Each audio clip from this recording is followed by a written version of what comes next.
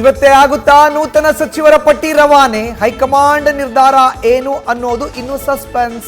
ಲೋಕಭವನಕ್ಕೂ ಪ್ರಮಾಣ ವಚನದ ಬಗ್ಗೆ ಸಿಕ್ಕಿಲ್ಲ ಸ್ಪಷ್ಟತೆ. ಯಾವುದೇ ಅಧಿಕೃತ ಕಾರ್ಯಕ್ರಮಗಳನ್ನು ಹಾಕಿಕೊಳ್ಳದ ಸಿಎಂ ಡಿಸಿಎಂ. ಶಿವಮೊಗ್ಗದ ದೊಡ್ಡನಗದ್ದೆಯಲ್ಲಿ ಗುಡ್ಡ ಕುಸಿತ. ಕಳೆದ 2 ದಿನಗಳಿಂದ ನಿರಂತರವಾಗಿ ಸುರಿತಾ ಇರೋ ಮಳೆ. ವೀರಪ್ಪ ಗೌಡ ಅನ್ನೋರ ಮನೆ ಪಕ್ಕದಲ್ಲಿ ಘಟನೆ ಹೆಚ್ಚಿದ ಆತಂಕ. ಮಂಗಳೂರಿನಲ್ಲಿ ಸತತ ಮಳೆಗೆ ಮುಳುಗಿದ ಊರು.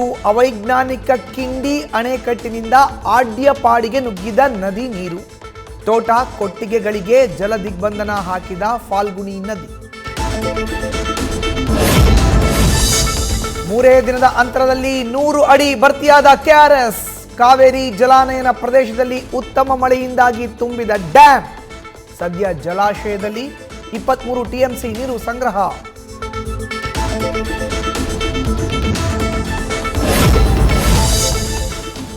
ಕಳಸಾ ತಾಲೂಕಿನಲ್ಲಿ ವರುಣನ ಉಗ್ರ ನರ್ತನ. ಭದ್ರಾ ನದಿಯ ಅಬ್ಬರಕ್ಕೆ ಕೊಚ್ಚಿ ಹೋದ ಕಾಫಿ, ಅಡಿಕೆ, ಬಾಳೆ, ಯಾಲಕ್ಕಿ ಬೆಳೆ. ಹೊಸ ಮಠದಲ್ಲಿ ಅಶೋಕ್ ಎನ್ನೋರ ಕೃಷಿ ತೋಟದಲ್ಲಿ ಗಿಡಗಳು ನಾಶ.